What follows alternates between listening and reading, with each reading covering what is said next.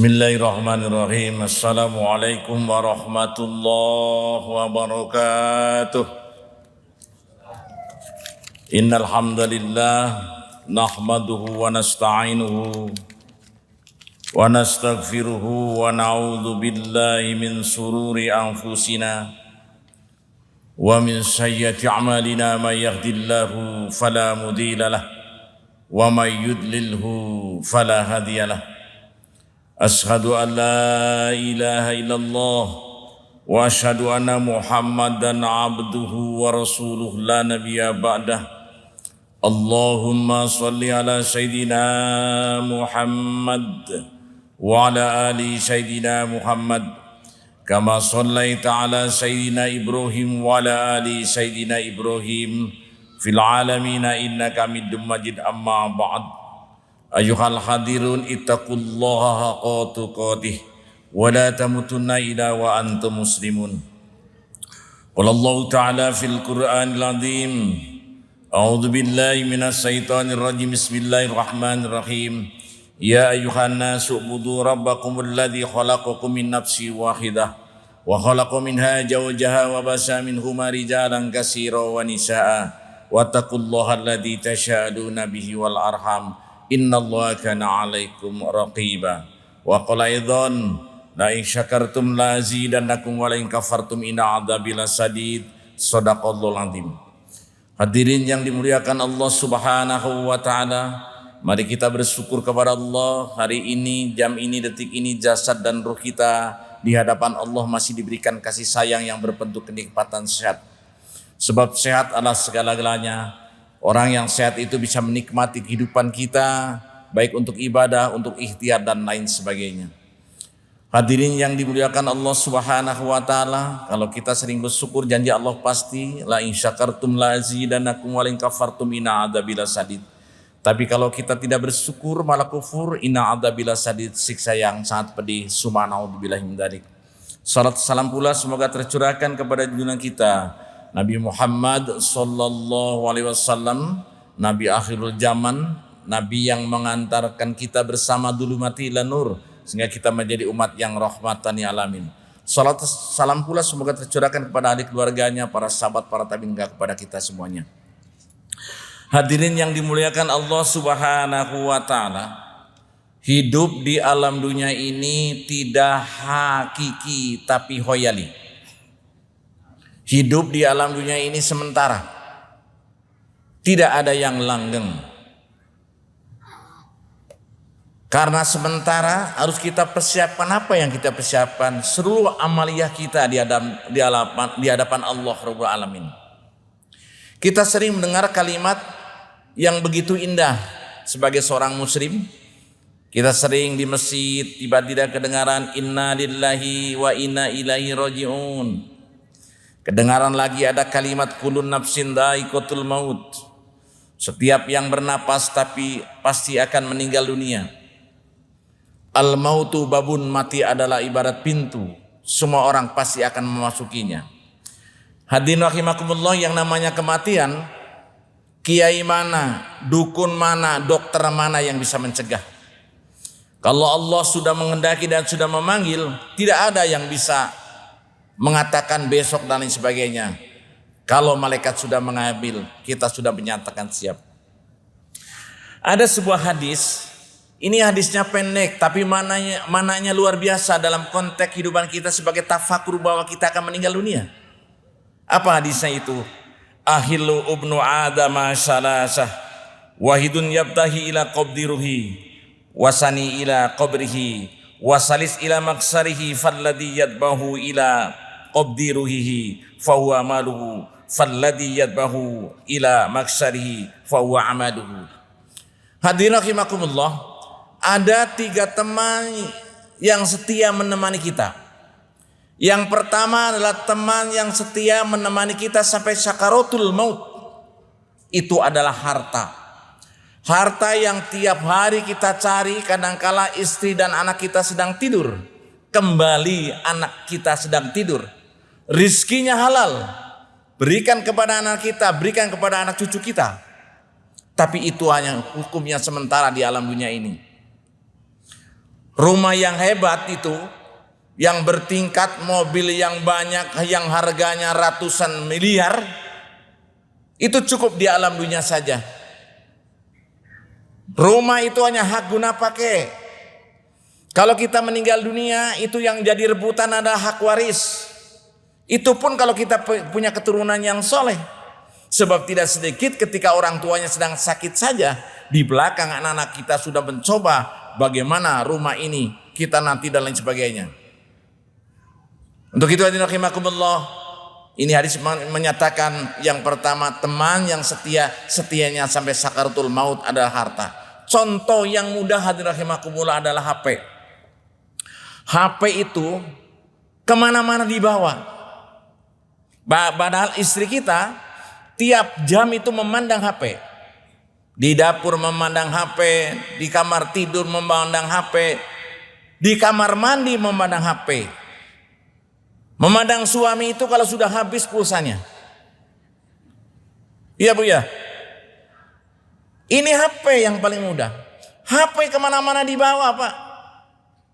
Maka ada yang datang ke saya, Ustadz, saya punya istri subhanallah, kalau malam itu pakai selimut bercahaya luar biasa Pak Ustadz. Kenapa bercahaya? Ternyata sedang main WA, main HP dan sebagainya. Sanes bercahaya karena hurung ya, karena sedang main HP. Hadirin rahimakumullah, HP ini adalah alat yang luar biasa, alat komunikasi. Tapi alat ini yang jauh bisa menjadi dekat, yang dekat juga bisa menjadi jauh. Karena apa? Karena HP.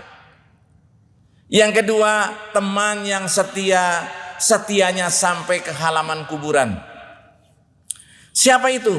Wah kita, saudara kita, paman kita, bila perlu kalau pejabat, mungkin camat, mungkin lurah, mungkin wali kota, mungkin gubernur akan datang ketika kita meninggal dunia. Mobil semuanya dikeluarkan, yang mahal dikeluarkan, tapi cukup hanya sampai ke halaman kuburan saja. Tidak ada ceritanya orang yang meninggal dunia lalu berwasiat, nah nanti kalau bapak meninggal dunia tolong itu Robicon langsung dibawa ke makam di kuburan, itu enggak ada. Atau mama nanti kalau saya meninggal dunia, makanya ibu sekalian, tolong ini ibu sekalian, yang paling hebat itu kalau akan meninggal dunia wasiat terlebih dahulu. Nah kumpul semuanya. Mungkin bapak sudah cunduk waktu ninggang kana mangsa, pada dipundut kuno rahayu maut namina, kade titip hiji, sholat jangan ditinggalkan. Yang sedang nuntut ilmu terus nuntut ilmu. Yang kedua kade pesan, itu toko anu paliditu kan eta anu ageng teh sanes gaduh urang tong diical, silakan pesan supaya memahami bahwa kita akan meninggal dunia. Hadirin rahimakumullah, kalau sudah masuk ke alam barzah, di alam kubur, itu ada hadis lain mengatakan baitul turab, bahwa kita masuk ke alam kubur itu, rumah itu depan tanah, belakang tanah, atas tanah, kiri kanan tanah. Sudah tanah semuanya, tidak pakai pintu lagi. Apa yang kita sombongkan kalau sudah masuk alam barzah, Bu? Maaf, ibu dulu punya rumah pagernya tinggi-tinggi, pakai stainless, tidur di atas kasur yang harganya ratusan juta, bantal yang harganya mahal. Tapi kalau kita sudah masuk ke alam barzah, bantal itu diganti dengan bulatan-bulatan tanah. Ada 7 dimasukkan untuk kepala, untuk badan, semuanya dimasuk-masukkan. Yang harga mahal berubah menjadi tanah semuanya. Terus subhanallah, itu padung, pagar yang luar biasa diganti dengan padung. Kalau di kampung yang orang kaya mungkin pakai jati, kalau di daerah saya mungkin pakai bambu. Tapi saya titip ini kepada hadirin rahimakumullah, jangan sampai padung itu pakai nomor Pak, 1, 2, 3, 4 sampai 10, jangan. Kenapa pakai nomor? Seperti mau tutup warung saja. Janganlah, pokoknya tutup aja semacam begitu. Sudah ditutup, diuruk sendirian lagi. Bahkan di alam kubur itu nanti, malaikat itu sudah memberikan pertanyaan-pertanyaan kepada kita bersama. Walaupun pertanyaan sudah bocor terlebih dahulu, Bu. Betul enggak? Man robuka, man robuko, kalau orang Jawa bilang, siapa Tuhanmu Allah. Boleh kita menghafalkan. Tapi satu saat lidah kita akan kaku, tidak bisa memberikan cara semacam begitu. Hadirin rahimakumullah. Lalu selanjutnya siapa? Teman yang setia-setianya dunia dan akhirat. Yang pertama adalah waladun soleh, anak yang soleh. Hadirin rahimakumullah, ngeri rasanya. Beberapa bulan yang lalu saya diundang di Pati Jompo. Begitu saya ceramah, ada seorang ibu yang menangis terbata-bata. Ustadz, saya sudah 2 minggu di tempat ini Ustadz. Anak saya orang terhormat, dicari oleh orang, tanda tangannya berlaku. Bila perlu salaman tangan, rangkul dan sebagainya. Tapi saya sudah udur malah dititipkan di Pati Jompo, menangis. Miris rasanya. Anaknya sudah menjadi doktor. Tapi kita ilmunya sudah tinggi, lupa dengan sejarah kita menjadi hebat di alam dunia ini. Miris rasanya. Ngeri rasanya, Bu. Padahal ibu kita tidak pernah menghitung matematik. Nah, nanti kalau kau sudah jadi pejabat, gajinya sudah besar, tolong pikirkan nasib mama. Per bulan sekian persen, gak pernah terjadi, Bu. Tapi kadang-kala kita sebagai anak suka lupa dan melupakan jasa kedua orang tua. Na'udzubillahi min dzalik. Orang tua kita dulu, yang dulu angkatan dulu, itu sampai punya anak 12, sukses semuanya. Ya, tapi tidak pernah berpikir bagaimana harus mengembalikan hartanya, tidak pernah. Tapi kita kadang-kala lupa. Orang tua kita bisa mengurus 12, tapi kita punya orang tua satu saja. Rasanya untuk berbagi rezeki kepada orang tua sulit sekali. Maka mumpung masih ada, hadirin rahimakumullah, silaturahmi, datang ke tempatnya. Ya, sulit datang karena jauh, doakan ada video call. Mah, damang saya kuma kabarna, aya kene rezekina teh acan engke dikirim deui ku putra. Itu luar biasa. Sudah tidak ada, kita doakan. Allahumma firli wali walidayya warhamhu makama rabbani shaira. Waladun soleh. Yang kedua apa? Sedekah jariyah. Orang tua kita sebelum meninggal dunia banyak hartanya dan diberikan contoh. Nah, nih cara sedekah begini-begini. Kembali jasa orang tua itu diikuti, sering sedekah. Kemana? Ke masjid lah, kemana? Ke panti jompo, ke fakir miskin, wal yatama wal masakin. Serikan berikan mereka. Silaturahmi orang tua kita sebarkan kembali. Guru-gurunya didatangi sehingga kita akan mulia di hadapan Allah Rabbul Alamin. Yang terakhir apa? Ilmu. Hadirin rahimakumullah. Banyak orang yang salah kaprah. Kita sudah punya ilmu yang tinggi, tapi ilmunya hanya untuk diri pribadi. Yang paling hebat punya ilmu walaupun sedikit. Contoh kalimat bismillah.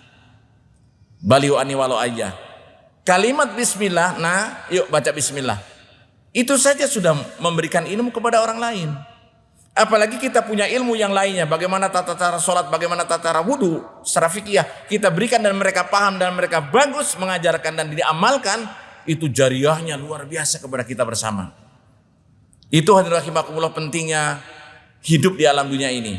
Jadi ketiga konsep ini akan hebat ketika saja Allah mengingatkan di dalam Al-Quran, Qul a'udzu birabbin nas, malikin nas, ilahin nas, min syarril waswasil khannas.